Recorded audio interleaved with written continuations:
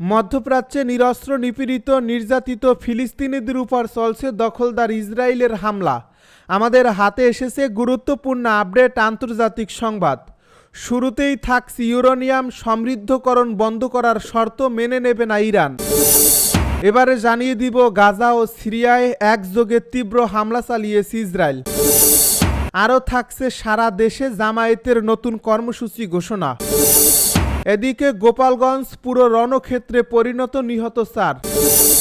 সব শেষে জানিয়ে দিব ইউক্রেনে যুক্তরাষ্ট্রের অস্ত্র সরবরাহের দিকে নজর রাখছে রাশিয়া। এতক্ষণ শুনছিলেন আমাদের হাতে থাকা গুরুত্বপূর্ণ আপডেট সংবাদের শিরোনাম, এবারে বিস্তারিত। তবে তার আগে অনুরোধ রইল ভিডিওটিতে একটি লাইক এবং কমেন্ট করে জানিয়ে দিন ভিডিও সম্পর্কে আপনার মূল্যবান মতামত। আরও জানিয়ে দিন ভিডিওটি কোথা থেকে দেখছেন বা কোন জেলা থেকে দেখছেন। ইউরেনিয়াম সমৃদ্ধকরণ বন্ধ করার শর্ত মেনে নেবে না ইরান। যুক্তরাষ্ট্র যদি পারমাণবিক সমৃদ্ধকরণ কার্যক্রম বন্ধের শর্ত দেয়, তাহলে তেহরান তাদের সঙ্গে নতুন করে আর কোনো পারমাণবিক আলোচনায় বসবে না বলে জানিয়ে দিয়েছে ইরান। ইরানের সর্বোচ্চ নেতা আয়াতুল্লাহ আলী খামেনির উপদেষ্টা আলী বোলায়েতি রাষ্ট্রায়ত্ত সংবাদ মাধ্যম ইরানকে বলেন, সমৃদ্ধকরণ কার্যক্রম বন্ধের শর্তে কোনো আলোচনা নয়। তেহরান সোজা ভাষায় জানিয়ে দিয়েছে, শান্তিপূর্ণ কাজে পারমাণবিক শক্তি ব্যবহারের অধিকার থেকে তারা কোনোভাবেই সরে আসবে না। এ নিয়ে বাইরের কোনো হুমকিকে আমলে নেওয়া হবে না। ইসরায়েলের সঙ্গে টানা 12 দিনের এই সংঘাতের পর ইরান আলোচনায় ফিরতে ইঙ্গিত দিলেও নতুন করে আলোচনা শুরুর আগে কঠোর অবস্থান নিয়েছে তেহরান। এর আগে ইরানের পররাষ্ট্র মন্ত্রণালয়ের মুখপাত্র ইসমাইল বাঘাই জানান, যুক্তরাষ্ট্রের সঙ্গে নতুন করে আলোচনায় বসার দিন এখনও চূড়ান্ত হয়নি, তবে কোনো পূর্ব শর্ত মেনে আলোচনায় বসবে না ইরান। ইরানের পররাষ্ট্রমন্ত্রী আব্বাস আরাকচি ও যুক্তরাষ্ট্রের মধ্যপ্রাচ্য বিষয়ক বিশেষ প্রতিনিধি স্টিভ উইটকফের মধ্যে সম্ভাব্য বৈঠক নিয়ে প্রশ্নের জবাবে তিনি বলেন, এখনও কোথায়ও এবং কখন বৈঠক হবে তা নির্ধারণ করা হয়নি। চলতি বছরের এপ্রিল থেকে দুই পক্ষের মধ্যে 5 দফা বৈঠক হলেও তাতে কোনো অগ্রগতি হয়নি। গত 13 জুন ইরানের পরমাণু ও সামরিক স্থাপনায় ইসরায়েলি হামলার কারণে পূর্ব নির্ধারিত 6ষ্ঠ দফার বৈঠক বাতিল হয়। উল্লেখ্য, 2018 সালে যুক্তরাষ্ট্র পরমাণু চুক্তি থেকে সরে যাওয়ার পর এটিই ছিল ওয়াশিংটন ও তেহরানের সর্বোচ্চ পর্যায়ের সরাসরি সংলাপ, যা ওমানের মধ্যস্থতায় অনুষ্ঠিত হয়।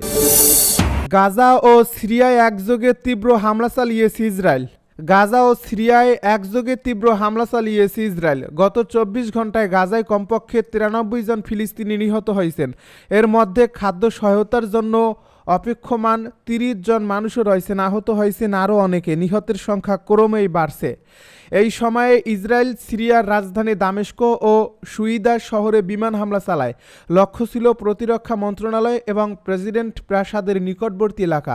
সিরিয়ার পররাষ্ট্র মন্ত্রণালয় এই হামলাকে অস্থিরতা ও বিশৃঙ্খলা তৈরির ইসরায়েলি চক্রান্ত বলে নিন্দা জানিয়েছে। গাজার স্বাস্থ্য মন্ত্রণালয়ের তথ্যমতে 2023 সালের 7 অক্টোবর হামাসের হামলার পর শুরু হওয়া ইসরায়েলি অভিযানে এখন পর্যন্ত 58,573 জন নিহত ও 1,39,603 জন আহত হয়েছেন।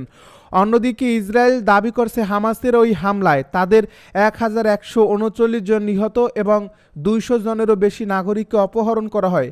গাজার দক্ষিণে খান ইউনিসে নিহতদের নিয়ে শোকাহত স্বজনের কান্নায় ভারী হয়ে উঠেছে নাসের হাসপাতালের পরিবেশ। আহত ও নিহতদের ছবি ও ভিডিও ছড়িয়ে পড়ছে আন্তর্জাতিক মাধ্যমে। এ পরিস্থিতিতে আন্তর্জাতিক মহলে উত্তেজনা ও উদ্বেগ ক্রমেই বেড়ে চলছে। সারা দেশে জামায়াতের কর্মসূচি ঘোষণা। গোপালগঞ্জে জাতীয় নাগরিক পার্টির কর্মসূচিতে হামলা করেছেন নিষিদ্ধ সংগঠন ছাত্রলীগ ও আওয়ামী লীগের নেতাকর্মীরা। এর প্রতিবাদে বৃহস্পতিবার ঢাকাসহ সব জেলা ও মহানগরে বিক্ষোভ কর্মসূচি পালন করবে জামায়াত ইসলামী। বুধবার দলের সেক্রেটারি জেনারেল ও সাবেক এমপি মিয়া গোলাম পরোয়ার এক বিবৃতিতে এই কর্মসূচি ঘোষণা দেন। এই বিবৃতিতে তিনি বলেন, ফ্যাসিবাদী ছাত্রলীগ গোপালগঞ্জে মার্চ টু গোপালগঞ্জ কর্মসূচিতে অংশ নেওয়া এনসিপির নেতাকর্মীদের উপর পতিত স্বৈরাচারের দোসর নিষিদ্ধ ঘোষিত ছাত্রলীগের সন্ত্রাসীরা নৃশংস হামলা চালিয়েছে। এমনকি তাদের গাড়িতে হামলা ও অগ্নিসংযোগ করা হয়েছে। এসপি অফিসেও হামলা চালানো হয়েছে বলে অভিযোগ রয়েছে। সন্ত্রাসীদের হামলায় এনসিপির বহু সংখ্যক নেতাকর্মী ও সাধারণ জনগণ আহত হয়েছেন। সন্ত্রাসীরা অগ্নিসংযোগ করে ব্যাপক ক্ষতিসাধন করছে। তিনি আরও জানান, তাদের সৃষ্ট সন্ত্রাস, নৈরাজ্য, অগ্নিসংযোগের প্রতিবাদে আগামীকাল বৃহস্পতিবার জামায়াতে ইসলামীর পক্ষ থেকে দেশের সব জেলা মহানগরীতে শান্তিপূর্ণ বিক্ষোভ কর্মসূচি পালন করা হবে।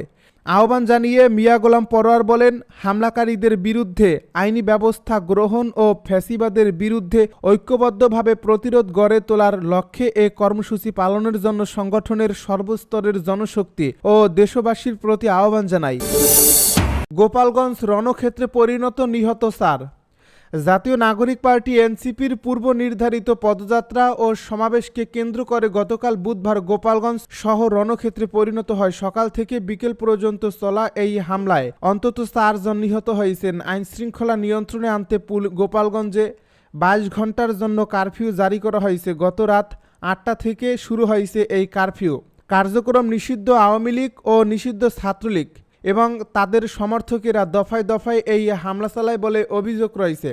পরিস্থিতি নিয়ন্ত্রণে পুলিশ ও সেনাবাহিনী গুলি চালিয়েছে। এ সময় পুলিশ ও সেনাবাহিনীর গাড়িতেও হামলার ঘটনা ঘটে। দফায় দফায় হামলা ও সংঘর্ষে অবরুদ্ধ এনসিপির আহ্বায়ক নাহিদ ইসলাম সহ দলের শীর্ষ নেতারা বিকেল 5টার পর সেনাবাহিনী, র্যাব, পুলিশের সহায়তায় শহর থেকে বের হয়ে খুলনায় যান। গতকাল সন্ধ্যায় প্রধান উপদেষ্টার প্রেস উইংয়ের পাঠানো বার্তায় বলা হয়, বুধবার রাত 8টা থেকে পরদিন বৃহস্পতিবার সন্ধ্যা 6টা পর্যন্ত গোপালগঞ্জে কারফিউ জারি করা হয়েছে। গোপালগঞ্জ 250 শয্য বিশিষ্ট জেনারেল হাসপাতালের জরুরি বিভাগের চিকিৎসক ডাক্তার শেখ মোহাম্মদ নাবিল 4 জন নিহত হওয়ার কথা সাংবাদিকদেরকে জানিয়েছেন। নিহতরা হলেন গোপালগঞ্জ শহরের উদয়ন রোডের বাসিন্দা সন্তোষ সাহার ছেলে দীপ্ত সাহা, কোটালীপাড়ার রমজান কাজী, টুঙ্গিপাড়ার সোহেল মোল্লা ও সদর উপজেলার ভেরার বাজার এলাকার ইমন। বিকেল 5টায় গোপালগঞ্জ জেনারেল হাসপাতালের তত্ত্বাবধায়ক জীবিতেশ বিশ্বাস গণমাধ্যম কর্মীদের জানান, নিহত ব্যক্তিদের গুলিবিদ্ধ অবস্থায় হাসপাতালে আনা হয়েছিল। জানা গেছে, এই হাসপাতালে আরও 9 জনকে গুলিবিদ্ধ অবস্থায় আনার পর বিকেলে তাদের অস্ত্রোপচার করা হয়। ইউক্রেনে যুক্তরাষ্ট্রের অস্ত্র সরবরাহের দিকে নজর রাখছে রাশিয়া। মার্কিন প্রেসিডেন্ট ডোনাল্ড ট্রাম্প ইউক্রেনকে অস্ত্র সরবরাহ পুনরায় শুরু করার ঘোষণা দেওয়ার পর থেকে রাশিয়া এই বিষয়টি ঘনিষ্ঠভাবে পর্যবেক্ষণ করছে বলে জানিয়েছে ক্রেমলিন।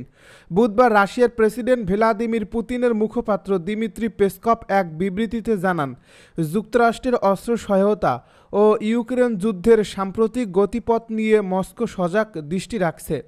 পেসকভ আরও জানান, ট্রাম্প ও পুতিনের মধ্যে নতুন কোনো ফোনালাপের পরিকল্পনা এখনও নেই, তবে প্রয়োজন হলে তা দ্রুত আয়োজন করা সম্ভব।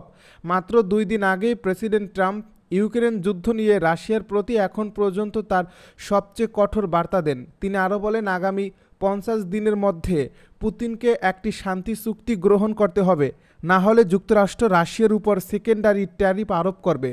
এর মাধ্যমে রাশিয়াকে গ্লোবাল ইকোনমি থেকে বিচ্ছিন্ন করা হবে। সংবাদ সম্মেলনে ট্রাম্প আরও বলেন, আমার সঙ্গে পুতিনের যখন কথোপকথন হয় তখন তিনি খুব সুন্দর করেই কথা বলেন, কিন্তু পরক্ষণেই প্রতিদিন সন্ধ্যায় মিসাইল হামলা করেন।